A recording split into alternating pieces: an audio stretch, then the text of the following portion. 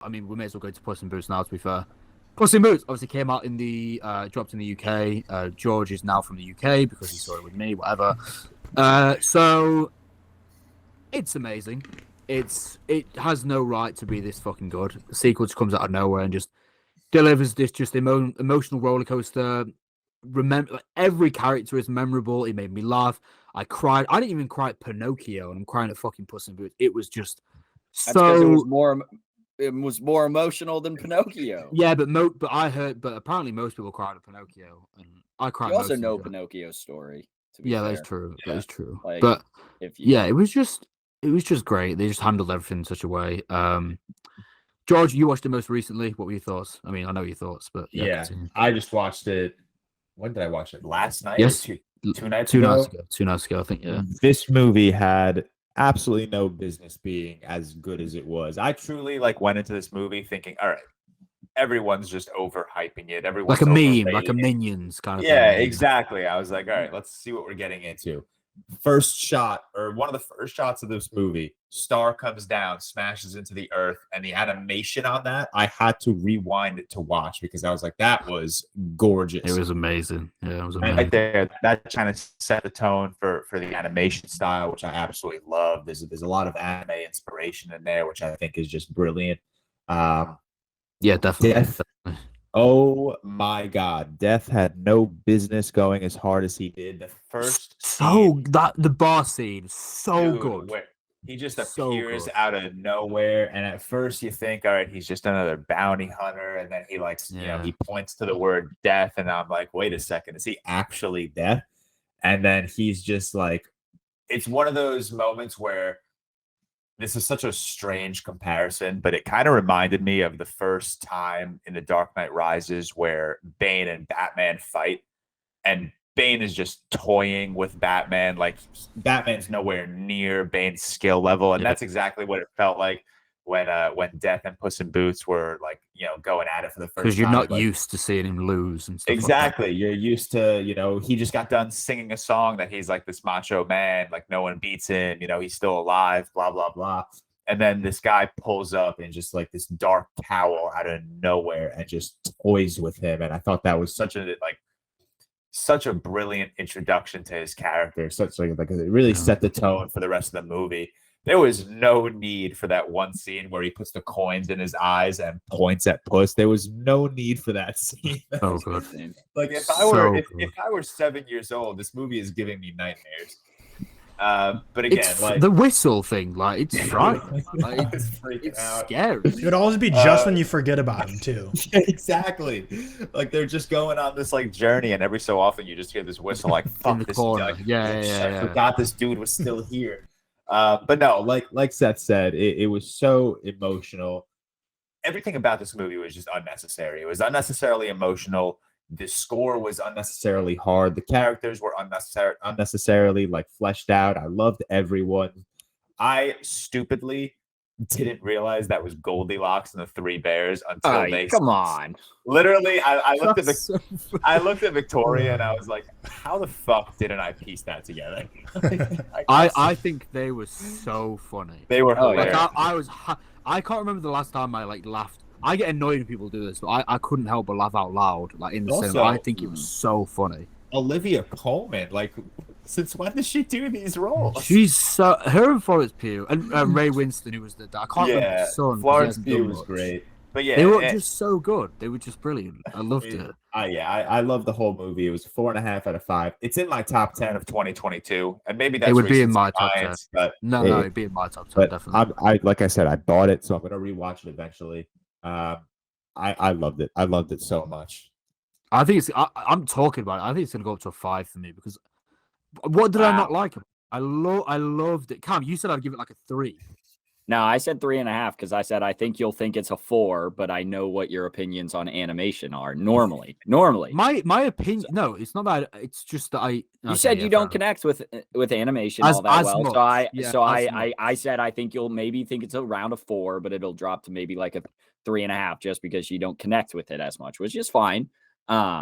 But I will say, for Tyler and I's sake, I'm a little disappointed that you thought we would be sitting here spreading a meme like Minions being good. and you didn't give. No, that was more. It was more because it was more the reaction when it. I'm first just saying came out. the respect given. I know you couldn't watch it, but George didn't give it the respect it was deserved, and this movie's a fucking banger. Tyler, we even got a little. Did we already talk about this, Tyler? Like we already gave our little. Yeah, like 2 months ago. Or I think something. I think we gave it when it came out. It's just God, it's a good movie. What I did you want to rate it, rewatch Tom? it. 87 out of 100. No, 86 out of 100. Sorry. So just at the 4.5 kind of level. Mm-hmm. Yeah. So I dropped Pinocchio. So it's like I have Shrek and Shrek 2 higher than it, and then that's like the highest. I honestly, I'd have it higher than Shrek 2. I have this as the best like Shrek universe movie. No, I'd have Shrek 1 higher. I also haven't seen the Shreks in a while. So yeah, I don't know. I won't harp on it too long, but this movie handles like anxiety so well. The panic attack scene. Yeah, I've never seen like we get that in how like we get panic attack scenes in so many films. It's handled in a Puss in Boots film that fucking well. It's just it just did everything. I think this film is just going to age as a classic in animation. I truly believe that. I think this is it's the best animation that I've seen since Into the Spider-Verse. I'd even have it around the same level in my opinion. 100%. I loved it. I think it's going to age really well. I think really well. I don't think this is recency bias at all. I think it's going to age really, really well. I think so too. Sorry, no, you got it. You got it. I was going to say it's one of those films. Like I very rarely leave a film where I like am eager to watch it again immediately. Yeah. Second that movie finished, I was like, we gotta like run that back ASAP, like tomorrow maybe. Like it's one of those movies where it's just like I want to watch it again because there was just so much going on, so much brilliance happening. And then that animation style, I will never get over it. It was just so gorgeous to look at. The fight scenes were very anime, weren't they? It looked great. The fight scenes just looked so good. Which I'm sure you enjoyed specifically, George, because you love that shit. Didn't you? Yeah, it was gorgeous. It was gorgeous. It was Victoria even pointed out when we were watching it, especially in like that bar scene. It was most prominent where, the central focus of every scene was like pure animation, and everything around it looked like a painting. Yeah, no doubt. That is super anime, and that's just like it's like a small like attention to detail that I love. Like you have the effort to just really pay attention to like everything going around in the scene, not just the focal point of it. So yeah, I loved it. I don't think it's the best animated movie of this decade. I have it at number 2. I still think the Mitchells vs. the Machines is better. I haven't seen that, to be fair. So good. But I will say it might be the best looking animated film. Was considered for that. For what? Best animated movie of the decade since 2020 or like in the last 2020. 2020. Oh, 2020. Okay. Right. This current decade. That's fine. That's fair. And then I think it's the best animated looking animated movie since Into the Spider-Verse. Right there with It just starts off as like I don't know. It's not even just for an anime movie, but it just starts off so intensely because for me, Puss in Boots, the character of just like this cocky swordsman, is like great and fine for a side character, but I don't really want to watch a whole 2-hour movie of this like cocky animated cat. So the fact that they made him so cocky in the beginning, like like George was saying, like singing a song, like this guy can never die, and then just immediately like death shows up. He's like, "You're on your last life, buddy, but let me just like end it right here, right now." They get in a fight. I love the 9 lives. Just it's such a good so good. Death works him and then draws blood and like slices off some of his arm hair, and I'm like, holy shit! Like I'm like chills. And then from there on, like Puss is just scared. He has anxiety, and like I love that version. Like his back's up against the wall, 1 life left, and just goes on that journey. Kitty soft paws, like just such a good movie. And the final death scene is so sick. Like he just rips his 2 scythes, and it just creates a ring of fire. Like. Just such an intense, epic movie. Like, just so good. It's going to age really well. We haven't touched on the little dog as well. He was so cute. Perito. I'll be honest. That shit hit of like Puss having his panic attack and the dog just laying his. I'm a big dog guy, as you guys probably can see, and like I can't tell you how many times I've probably just sat with my dog Izzy after like maybe a bad day or something, and they just come over to you. That just like. Hit so damn hard. Also, the funniest character in this movie for me, or one of the funniest, was the like Jiminy Cricket ethical bug character.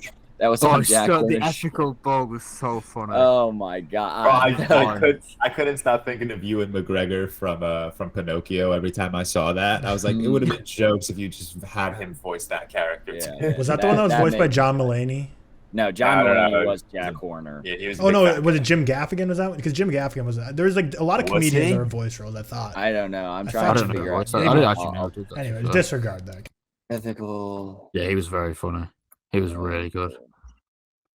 I'll find it. You guys keep talking. It's fine. Whatever. Yeah. I mean, do spoilers? Do we really need to do spoilers with this? No, I don't think we do. I think.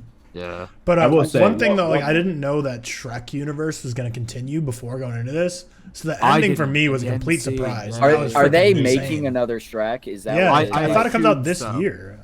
No, these are all prequels. Isn't Puss in Boots prequels to the Shrek universe? No, because they have is it? They have a little seat. No, this is not. Because Shrek's in the seat. Shrek has a cameo, isn't it? Doesn't it? No. That's his life flashing before his eyes. Yeah. So it's his. So seeing Shrek, you don't see your future when your life flashes. Yes, you do. That's your life. No, you see your past. No. How many times it happened to you, George? George. No, I'm gonna be honest, George. Everything's subjective. You're objectively wrong in this situation. You're not. If you see the future when you're about to die, I might start tempting fate a bit because that's tempting. Trying it, testing it. No, man, he's going back to see his old friends in Far Away.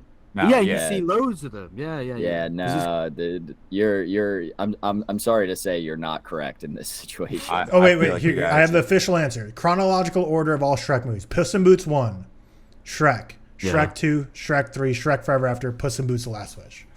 What? And then Shrek 5 is coming out in 2024. It got delayed. That's crazy.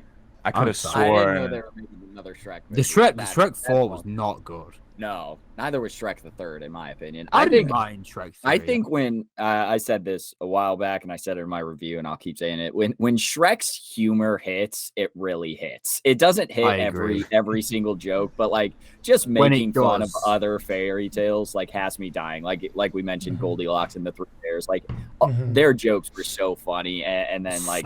I had no clue who the fuck Jack Horner was before, to be completely honest. No, I didn't know that fairy tale or that kid's story, but just like the jokes that they make around fairy tales. I like when he was walking on the bridge of the people, on the chefs when they just like lie down and make. It's so funny. I still now that all four of us have seen it though, it's so funny how Eddie Murphy's like, man, Puss in Boots like got so much money and is doing so well, but I'm a lot funnier. I'm like, did you watch the movie? Like the comedy is not he why said people. Donkey's funny or Donkey, yeah. Donkey it's like funnier, do we think that Donkey? I love Donkey, but do we think that he could really? I don't know what his movie would be. Just like him and it'd be like a Tow Mater movie. It would be in the Cars universe, like something I just don't need to see. Yeah, no, because Tow Mater sucks in the Cars movies too, I don't know that and Donkey's funny at least in the Shrek movie. Yeah, but comedy's not why Puss in Boots: The Last Wish is so successful. Oh, I'm not arguing. Yeah, I'm just saying give Donkey a little it's funny, bit more credit. But that's not why it's Tow Mater. Fucking hell, Larry the Cable Guy has a car. I apologize.